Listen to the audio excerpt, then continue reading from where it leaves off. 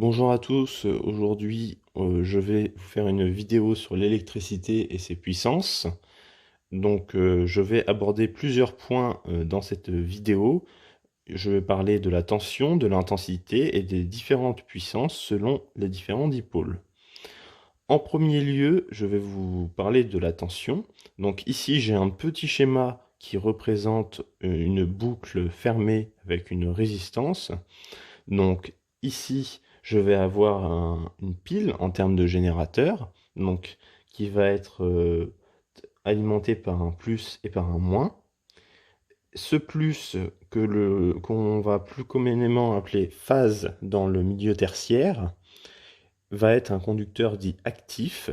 Donc un conducteur actif, c'est un conducteur qui va transporter à la fois une tension et une intensité jusqu'à notre charge, ici symbolisée par la lettre R. Ensuite, en dessous, je vais avoir un conducteur passif, également appelé neutre dans le milieu tertiaire, donc qui va être représenté par un moins. Pour mesurer une tension, je vais donc devoir brancher un voltmètre entre mon plus et mon moins. Cela va donc me donner une différence de potentiel, et la différence de potentiel, c'est donc une tension. Pour mon intensité, ça va être un petit peu plus simple, puisque l'intensité, pour la mesurer, il va falloir que je mette mon ampèremètre sur un fil.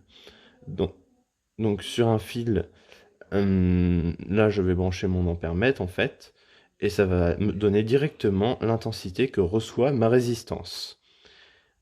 Donc il y a une formule pour trouver l'intensité selon comment dire, la capacité de ma charge.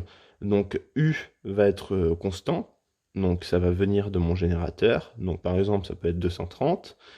Et mon R et mon I peuvent varier. Par exemple, si j'ai une charge plus importante, mon intensité va être plus faible et inversement. Prochaine étape, je vais vous parler des puissances. Donc il y a trois types de puissances que l'on étudie en électricité. Il y a la puissance active, la puissance réactive et la puissance apparente. Donc la différence entre ces trois puissances, elle va se jouer principalement dans les formules, mais on verra dans une prochaine vidéo, comme j'écris en bas, le triangle des puissances. Mais pour l'instant, on va se concentrer là-dessus et on va essayer de comprendre comment ça fonctionne. La première formule de la puissance, donc là on va parler de puissance active, ça va être P est égal à U fois I fois cosinus phi, phi étant le déphasage créé par ce dipôle entre notre tension et notre intensité. Ici, on peut voir que dans le cas d'une résistance, ce déphasage étant nul, il vaut 0. Cosinus de 0 vaut 1. Donc, on peut simplifier notre équation à P est égal U fois I.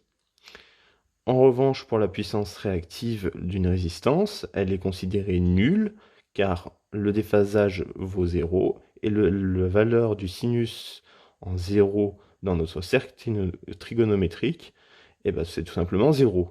Donc l'intensité, donc notre puissance réactive est nulle.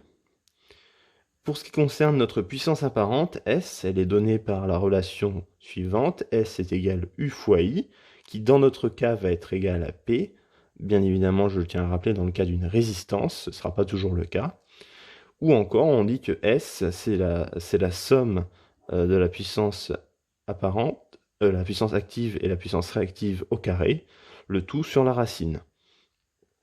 Donc ça, c'est ce qu'on appelle le théorème de Boucheroux dans l'électricité, qui revient en fait un petit peu au théorème de Pythagore lorsqu'on va tracer notre triangle des puissances.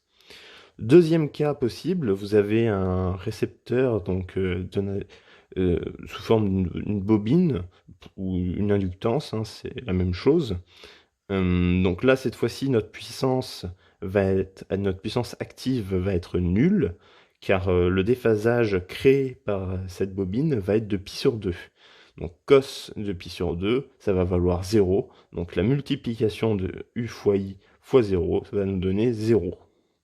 En revanche, cette fois-ci, notre puissance réactive de la bobine va nous donner une valeur, car le sinus de pi sur 2, ça va valoir 1, si vous mémorisez le cercle trigonométrique. Donc vous allez obtenir la valeur 1. Donc on peut simplifier l'équation en Q est égal à U fois I. Donc S va être égal à Q, puisque vaut U fois I, et S vaut également U fois I. Dernier point à aborder, ça va être le condensateur. Le condensateur, donc, qui va avoir une puissance active également nulle, parce que cette fois-ci, on a un déphasage de moins pi sur 2. Donc ce déphasage, on va donc avoir une puissance réactive à cause de ce dernier, mais qui cette fois-ci va être négative. Alors, pourquoi? Tout simplement parce que si vous vous rappelez de votre cercle trigonométrique et que vous placez l'angle moins pi sur 2, votre valeur de sinus va valoir moins 1. Donc ici, je vais donc avoir Q qui va me donner une valeur de puissance négative, mais en revanche, contrairement aux autres, à la bobine, je vais avoir S est égal U fois I qui va être égal à la valeur absolue de Q.